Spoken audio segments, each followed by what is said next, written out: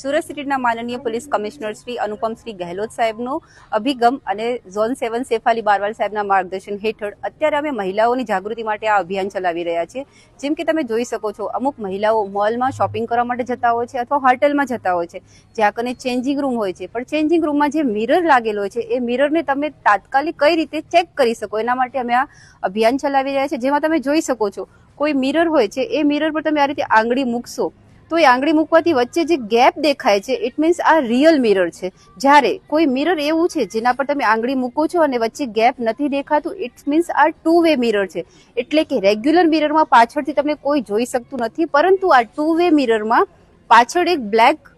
Background જેવું હોય છે, એટલે કે મિરર લગાવી દેવામાં આવે છે પણ પાછળથી તમારી બધી એક્ટિવિટીઓ કોઈ વ્યક્તિ જોઈ રહ્યું છે, જેથી કરીને મહિલાઓ પોતાની જાગૃતિ માટે જાગૃત થાય એના માટે થઈને અમે અભિયાન ચલાવી રહ્યા છીએ કે તમે ક્યારે પણ જાઓ તો જસ્ટ એક જ સેકન્ડમાં તમે તમારી સેફટી ચેક કરી શકો છો આ રીતે મિરરની।